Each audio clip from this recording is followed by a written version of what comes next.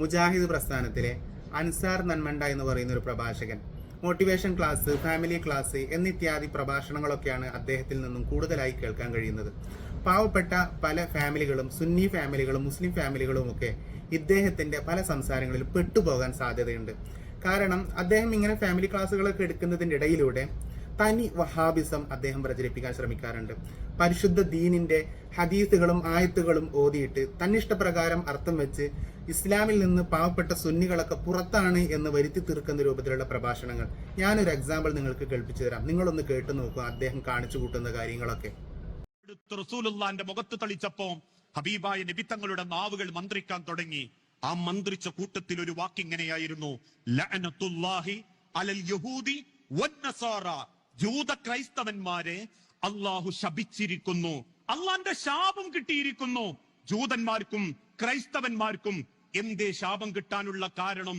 അത് വ്യഭിചരിച്ചതല്ല, അവർ കള്ളത്തരം കാണിച്ചതല്ല, അളവിലും തൂക്കത്തിലും കൃത്രിമം കാണിച്ചതല്ല, ആരാന്റെ പറമ്പും മോഷ്ടിച്ചെടുത്തതല്ല.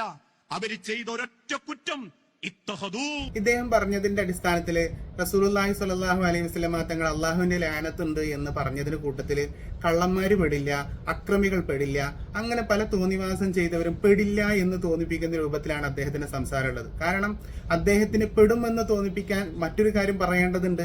അതിനു വേണ്ടിയിട്ട് ഇതൊന്നും പെടില്ല എന്ന് പറയുന്നു. പരിശുദ്ധ ഖുർആൻ ഒരാവർത്തി വായിച്ച ആളാണെങ്കിൽ ഇദ്ദേഹം എങ്ങനെ പറയുമോ, ലാനത്തുല്ലാഹി അലൽ കാദിബീൻ, കളവ് പറയുന്നവന്റെ പേരിൽ അള്ളാഹുവിന്റെ ലാനത്തുണ്ട് എന്ന് പരിശുദ്ധ ഖുർആൻ എത്ര വ്യക്തമായി പറഞ്ഞതാണ്.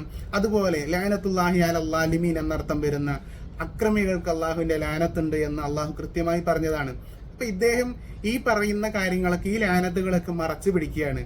അദ്ദേഹം എന്തിനാ അത് മറച്ചു പിടിക്കുന്നവരോ, സുന്നികളുടെ പേരിലൊക്കെ അള്ളാഹുവിന്റെ ലാനത്തുണ്ട് എന്ന് വരുത്തി തീർക്കാൻ വേണ്ടിയിട്ടാണ്.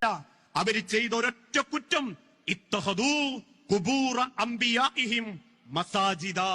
അവരുടെ അമ്പിയാക്കൾ മരിക്കുമ്പോ, അവരുടെ ഉമ്മത്തിൽപ്പെട്ട ശ്രേഷ്ഠന്മാര് മരണപ്പെടുമ്പോ ആ മരിച്ചവരുടെ കബറുകൾ കെട്ടിപ്പൊക്കി ആ കബറിൽ കുമ്മായമിട്ട് ആ കബറിന്റെ അടുത്ത് സുജൂദ് ചെയ്യുകയും ആ കബറിന്റെ അടുത്ത് പ്രാർത്ഥിക്കുകയും ആ കബറാളികൾക്ക് റബ്ബിന് കൊടുക്കേണ്ടത് കൊടുക്കുകയും ചെയ്ത ആ ജൂത ക്രൈസ്തവന്മാരെ അല്ലാഹു ശപിച്ചിരിക്കുന്നു, അല്ലാഹു ശപിച്ചിരിക്കുന്നു.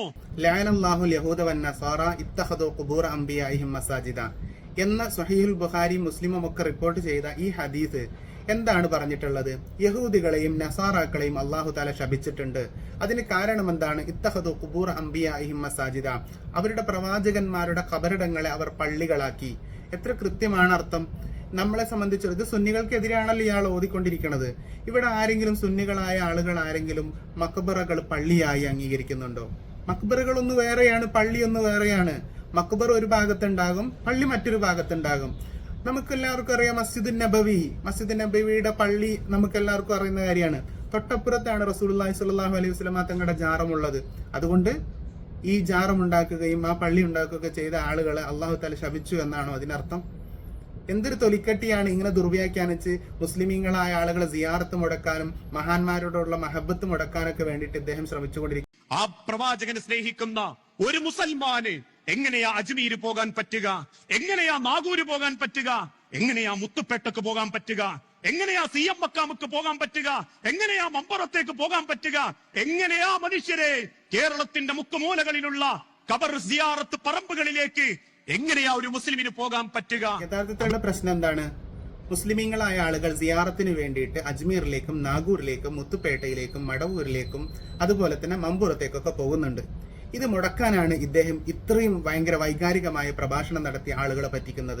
ലഅനല്ലാഹുൽ യഹൂദ വന്നസാറ ഇത്തഖദൂ ഖുബൂറ അംബിയാഇഹിം മസാജിദ എന്ന് പറയുന്ന ഈ ഹദീസിന്റെ വെളിച്ചത്തിൽ ഒരിക്കലും തന്നെ സുന്നികളായ നാം ചെയ്തുകൊണ്ടിരിക്കുന്ന സിയാറത്തോ അതല്ലെങ്കിൽ മഹാന്മാരുടെ മക്ബറകളിലേക്ക് പോകുന്നതോ തടയാൻ ഒരിക്കലും തന്നെ ഈ ഹദീസ് പ്രമാണമല്ല. കാരണം എന്തുകൊണ്ടാണ്?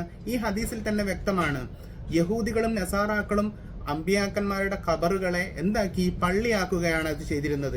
നമ്മളെ സംബന്ധിച്ചിടത്തോളം മഹാന്മാരുടെ മക്ബറ എന്ന് പറയുന്നത് സിയാറത്തിനുള്ള കേന്ദ്രങ്ങളാണ്. നേരെ മറിച്ച് അത് പള്ളിയോ അതല്ലെങ്കിൽ നമസ്കരിക്കുകയോ സുജൂദുകൾ ചെയ്യുകയോ ചെയ്യേണ്ടുന്ന സ്ഥലങ്ങളല്ല. ഇത് എല്ലാ സുന്നികൾക്കും വ്യക്തമായി അറിയുന്നതാണ്.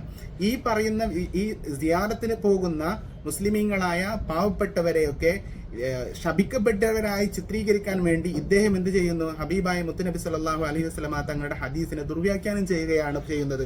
ഇദ്ദേഹത്തോട് വളരെ ഗൗരവത്തിൽ എനിക്ക് ഓർമ്മപ്പെടുത്താനുള്ളത് മറ്റൊരു ഹദീസാണ്. ഹബീബായ നബി തങ്ങൾ പറഞ്ഞിട്ടുണ്ട്, മൻ കദബ അലയ്യ മുതഅമ്മിദൻ ഫല്യതബവ്വ മഖഅദഹു മിനൻ നാർ.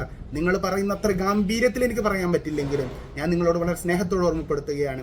ഹദീസുകൾ വായിച്ച്, ആയത്തുകൾ വായിച്ച്, മറ്റ് തന്റെ ഇഷ്ടപ്രകാരം എന്തെങ്കിലുമൊക്കെ അർത്ഥം വെച്ച് പാവപ്പെട്ട മുസ്ലിമീങ്ങളായ ആളുകളെ വഴിപിഴപ്പിക്കാൻ വേണ്ടി നിങ്ങൾ ശ്രമിക്കരുത്. അള്ളാഹുവിന്റെ ഹദീസ് എന്താണെന്ന് കൃത്യമായി മനസ്സിലാക്കി, മഹാന്മാരായ മുഹദ്ദിസുകൾ എന്ത് വ്യാഖ്യാനം കൊടുത്തിരിക്കുന്നു എന്ന് മനസ്സിലാക്കി, സിയാറത്തിന് പോകുന്ന ലെവലേശം കൽബിൽ മറ്റൊരാളോടും ആരാധന തോന്നാത്ത, അള്ളാഹുവിനെ മാത്രം ആരാധിക്കണമെന്ന് വിശ്വസിക്കുന്ന പരിശുദ്ധരായ മുസ്ലിമീങ്ങളെ കാഫിറാക്കാനും ശപിക്കപ്പെട്ടവരാക്കാനും നിങ്ങൾ കാണിക്കുന്ന ഈ ആർജവം, നിങ്ങൾ കാണിക്കുന്ന ഈ പ്രകടനങ്ങൾ ഒരിക്കലും നിങ്ങൾ നടത്താൻ പാടില്ല. കാരണം